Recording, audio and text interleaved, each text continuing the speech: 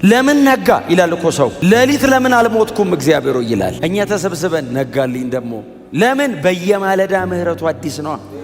ማለዳ ሰውየው ብድግ ሲል ከነ ወቀሳው ብድግ እንዳይል አዲስ ምህረት።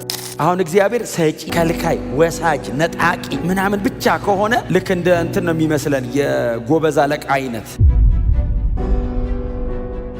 እርሱ እግዚአብሔር ማን ነው ሲለው እግዚአብሔር መጣና እንደዚህ ያለው በግብፅ አማልክት ላይ እፈርዳለሁ፣ በኩር እንደምጠብቅ በኩር እንደማይጠብቅ አሳየዋል። ሰማያትንና ምድርን በብልሃት ቅልል ሲያደርገው በጣም እናስባለን የሚሉ ሰዎች አንቀበልም ማለት ቲንከርስ ነን ብለው የሚያስብ እኛስ የዘላለም ሕይወት የመጨረሻው እግዚአብሔር ምህረት መገለጫ እስራኤልን ከግብፅ ወደ ከነዓን መውሰድ አይደለም፣ ከሲኦል ወደ ሰማይ ሰዎችን መውሰድ ነው። የእግዚአብሔር አልቲሜት የሆነው ሄሴድ የመጨረሻ የእግዚአብሔር ምህረት የተገለጠው አንድያ ልጁን በመስቀል ላይ እንዲሞት አድርጎ ሰዎችን ከሲኦል ወደ ሰማይ እውነተኛውን ዘጻት እንዲያደርጉ ማድረግ ነው። ስለ ምህረቱ ከኔና ከናንተ በላይ ምስክር አያስፈልግም። ስለ ምህረቱ ከናንተ የሚበልጥ ሊያወራ የሚችል ይቅር የተባለ የተማረ እግዚአብሔር የተወለት እንደኔና እንደናንተ ያለ የለም። እኛ ሕያዋን ምስክሮች ነን። ሙታን አያመሰግኑህም ነው የሚለው መጽሐፍ። እኔ በሕይወት አለው ስለ እግዚአብሔር ምህረት ምስክሮኜ ለመናገር ነው። በጣም ጥንቃቄ በሞላበትና በስነ ስርዓት ወላጆቻችን አሳድገውን ሊሆን ይችላል። ከፍጥረታችን ግን የቁጣ ልጆች ነን። በጣም ዲሲፕሊን ልንሆን እንችላለን። ከፍጥረታችን የቁጣ ልጆች ነን። ወደ እግዚአብሔር ቤት ለመምጣት ኳሊፋይድ የሆነ ህይወት ያለው ሰው የለም። ወደ እግዚአብሔር ቤት ያመጣን የእግዚአብሔር ምህረት ብቻ ነው። ለምን ነጋ ይላል እኮ ሰው። ሌሊት ለምን አልሞትኩም እግዚአብሔር ይላል። እኛ ተሰብስበን ነጋልኝ ደግሞ ለምን በየማለዳ ምህረቱ አዲስ ነው።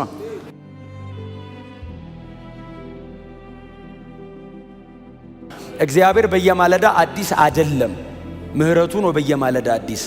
እግዚአብሔር በየቀኑ አዲስ አይደለም። እግዚአብሔር አይለዋወጥም። አዲስ የሚባል አምላክ የለም። አንድ አምላክ ነው ያለው፣ ለዘላለም ያው ነው። ምህረቱ ግን አዲስ ነው። ምን ማለት መሰለ? መበደል አንተ አታቆምም ነው።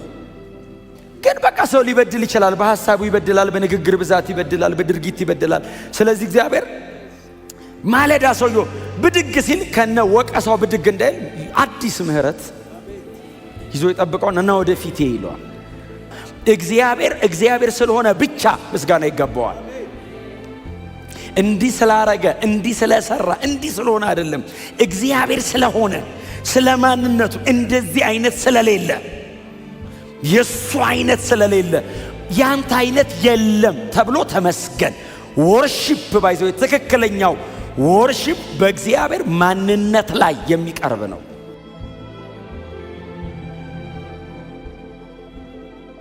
ጌታችን ኢየሱስ ክርስቶስ ሲጸልይ እንደዚህ ብሎ ጸለየ። ስምህን ገልጬላቸዋለሁ አለ አይደል? ያረከውን የሰራውን አይደለም ያለው፣ ስምህን ገልጬላቸዋለሁ። አሁን እግዚአብሔር ሰጪ፣ ከልካይ፣ ወሳጅ፣ ነጣቂ ምናምን ብቻ ከሆነ ልክ እንደ እንትን ነው የሚመስለን የጎበዝ አለቃ አይነት አድራጊ ፈጣሪ ኖ። ከዛ አውጡት። ቸር ነውና ምሕረቱ ለዘላለም የአማልክትን አምላክ አመስግኑት። የአማልክት አምላክ ማለት አማልክት በዛ ዘመን ባይዘው ጣዖታት ድንጋይ ምናምን ብቻ ሳይሆን ነገስታትም ጭምር አማልክት ናቸው። ነገስታት ለምሳሌ መጽሐፍ ቅዱሳችን ላይ ፈርዖን አምላክ ነበር፣ የበኩራት አምላክ ነው። ናቡከደነጾር አምላክ ነው። ኤሳር አምላክ ነበር ባይዘው።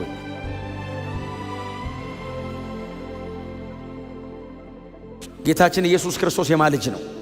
አንተ ክርስቶስ የሕያው እግዚአብሔር ልጅ። ሕያው የሚል ከፊት አለው። የእግዚአብሔር ልጅ ብቻ አይደለም፣ የሕያው እግዚአብሔር ልጅ ነው። ለምን መሰላችሁ? ይህንን ሴንቴንስ በጴጥሮስ አንደበት እግዚአብሔር የተናገረው። ቄሳር ሲጽፍ ሳንቲሙ ላይ ሲጽፍ ምን ብሎ ነው የሚጽፈው? የሕያው የአውጉስጦስ ቄሳር ልጅ ጢባሪዮስ ቄሳር ብሎ ነው የሚጽፈው ሲጽፍ። አውጉስጦስ ቄሳር አባቴ ሕያው ነው የሚለው ቄሳሩ። ሲሞት ሰማይ አምላክ ሆኖ ይኖራል ነው። እኔም ስሞት እየሞትኩ አይደለም፣ አምላክ ሆኜ ለዘላለም ልኖር ነው። ኢየሱስ ክርስቶስ ያፈረሰው እሱን ነው። የሕያው የአውጉስጦስ ቄሳር ኖ የሕያው እግዚአብሔር ልጅ የአማልክትን አምላክ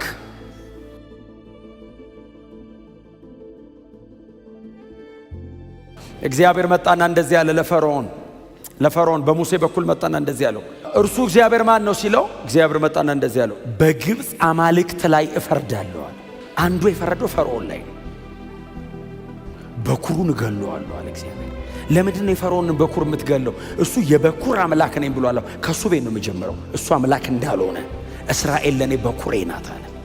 በኩር እንደምጠብቅ በኩር እንደማይጠብቅ አሳየዋለሁ አለ።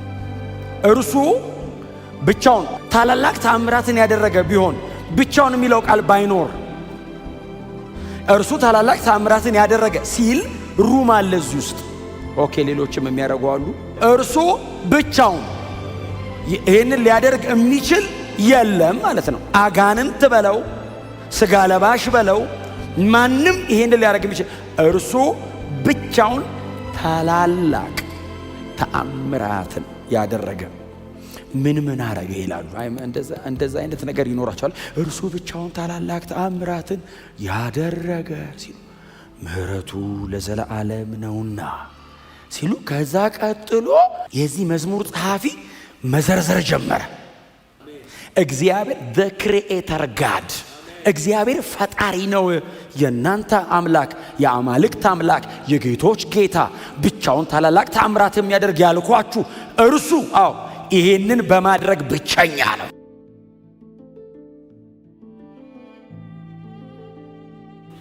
ሰማያትንና ምድርን በብልሃት እኔ እኮ እንደው አንዳንዴ መጽሐፍ አሁን ዘፍጥረት ምዕራፍ 1 ላይ ሰማያትንና ምድርን ፈጠረ ነው። መዝሙረ ዳዊት ላይ ሲመጣ በብልሃት የሚል ብልህ ነው እግዚአብሔር። እኛስ ሞኞች ነን። ሲጀመር ዳነው ራሱ በሰብከ ሞኝነት ነው። ቅልል ሲያደርገው በጣም እናስባለን የሚሉ ሰዎች አንቀበልም አሉ። ቲንከርስ ነን ብለው የሚያስቡ በጣም ቲንከርስ ጭንቅላታቸውን የሚያስጨንቁ ሰዎች አሉ። ምን መሰለ ራቁቱን የተሰቀለ አንድ ሰውዬ አንድ አይሁዳዊ ምን ማለት ነው? እኛስ የዘላለም ሕይወት ነው። ጥልቅ አለን። ይሄው ገብተን ቀረን። እንደኛ ኤክስፔሪየንስ የሚያደርግ መሬት ላይ ማንም የለም። ሶስተኛው ዓለም እንደሚዘምር መከራ በሞላበት መሬት ላይ እንደኔ ማን ነው እያለ የሚዘምር አሁን የዘላለም ሕይወት አለ ብለን እንዘምራለን።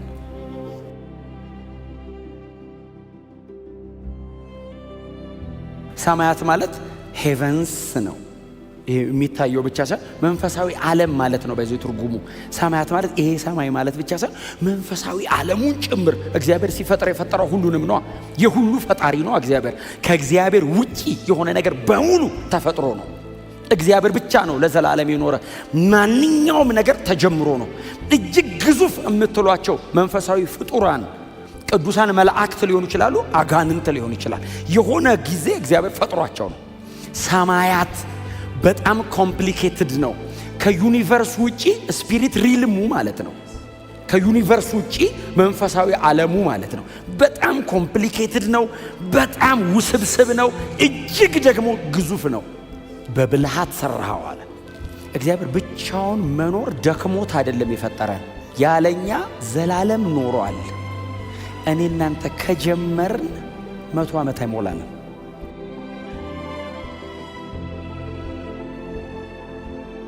ዩኒቨርስን ከዋክብቶችን ምናምን ስታዩ ቀጥሎ አሁን እንደ ክርስቲያን የሚታያችሁ ምድር ፈጣሪው ምን አይነት ነው? ይሄ ሁሉ እኛ ያለንበት ጋላክሲ በጣም ብዙ ሚሊዮኖች ሶላር ሲስተም መሬትና ፀሐይ አይነት ብዙ ሚሊዮን ሶላር ሲስተም አለው ለኛ ጋላክሲ። የኛ ጋላክሲ አይነት ደግሞ 100 ሚሊዮን ጋላክሲዎች አሉ አለ። የኛ ሚልኪ ዌይ ነው የሚባለው መሰለኝ እንደ ካርቱይል ሚሊዮን። እግዚአብሔር እየተጋነው ነው እንዴ? ከዛ ሁሉ መሃል መሬትን ስታስቧት ዩኒቨርስ ላይ መሬት ነጥብ ራሱ አይደለችም። ነጥብ የሆነችው መሬት ላይ መጥቶ ደግሞ አንተ ራስን አስበው ከአንተ ጋር ጉዳይ አለኝ ሲል ይህን ሁሉ ቢሊየንስ ጋላክሲ የፈጠረ አምላክ ወድሃለሁ ሲል እኛ እንደ ጓደኛ አልፈልግም እንዴ? ወደ ጎን ነው እንደሱ የሚባለው፣ ወደ ላይ አይባልም። ወደ ላይ መረጥከኝ እኔን። ዳዊት እኮ ይኸውልህ ይሄንን የዘመረ ዳዊት እግዚአብሔር መጣና መርጬሃለሁ ሲለው እኔ ማን ነኝ አለ። ቤቴስ ምንድን ነው? የኔ አይነቱን የተጣለ ሰው አንስተህ ካንተ ጋር ጉዳይ አለኝ ትላለህ ብሎ መጽሐፍ እንዲላል በቃል ኪዳኑ ታቦት ፊት ላጥ ብሎ እግዚአብሔርን ሲያመሰግን እግዚአብሔር መጣን። እንደዚህ ይሄ እግዚአብሔር ማለት ነው ሰማያትን በበልሃት ሰራ ያለው እግዚአብሔር መጣና እንደዚህ ያለው ባሪያዬ ዳዊት ሆይ አለው። አቤት አለ። ቀናም አይልም። አንተ ፈጽመ ተከተለኸኛልና ልጆች እድሜያቸው ዙፋን ላይ ይጨርሳሉ አለው። የኔ አልበቃህ ብሎ ለልጆቼ አለ። እንደገና እግዚአብሔር ሲገባህ ነው የተደረገልህ ነገር ትልቅ የሚሆነው።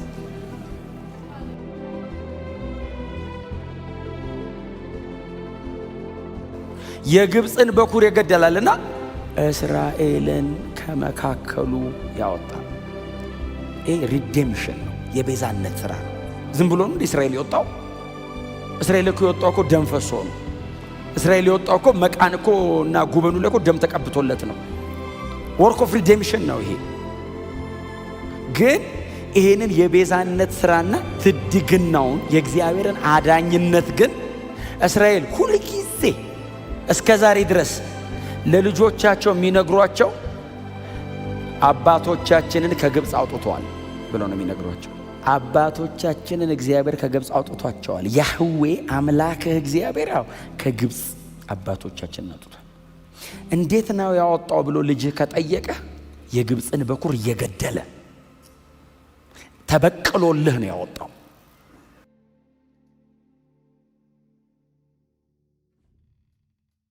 በኃያል እጅና በተዘረጋ ክንድ። የትኛው ነው? ያ የፈጠረ እጅ ነው። እስራኤልን ለማዳን ዘረጋው እግዚአብሔር። እንደዚህ ምድር ብሎ በፈጠረው መሬት ላይ እጁን እንደዚህ ዘረጋና በተዘረጋ እጅና በጸና ክንድ አወጣው ይላል። እንደውም ምንድነው የሚለው እዚሁ መዝሙረኛው ሲዘምር ከብረት እቶን አወጣው ይላል። እግዚአብሔር ከብረት እቶን ንውጡ አይደለም ያለው፣ እጁን ልኮ እቶኑ የብረት እቶን ነው ማለት ብረት የማቅለጥ ያክል ነበር ጉልበቱ። በግብፅ የነበረው ነገር ማንም ሬዚስት አያደርገውም። እግዚአብሔር እጁን እንደዚህ ልኮ ከእሳት መሃል እንደዚህ ያወጣው። ንስር ጫጩቶቿ እንደምትሸከም ተሸክም ያወጣው። ምን ማለት ነው? እግዚአብሔር እዚህ ተከሻዬ መሃል አድርጌ ይዤ ወጣው። በሮ ነው ይዞ ነው ወጣው እንጂ ለማስቀረት ያልተሞከረ ሙከራ የለም። በተዘረጋ እጅና በጸና ክንድ አወጣልና ምህረቱ ለዘላለም ነውና። የእግዚአብሔር ምህረት ላያችሁ ላይ ሲገን የእግዚአብሔር እጅ ይገለጣል። የእግዚአብሔር ምህረት እናንተ ላይ ከገነነ ጠላቶቻችሁን በዚያው ቅጽበት ይበቀላል። የእግዚአብሔር ምህረት ለኔ ነው፣ ለጠላቴ በቃል ነው።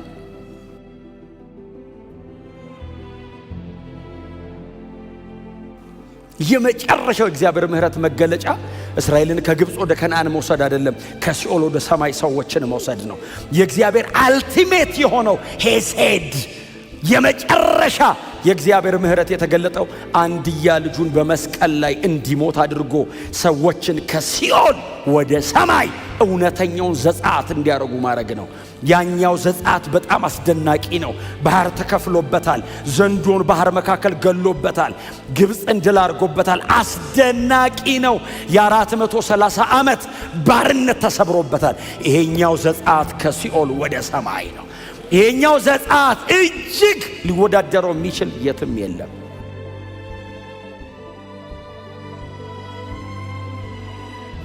አርክኤንጅሉን ዲያብሎስን ማዕረጉን ቆርጦ ፈጥፍጦታል።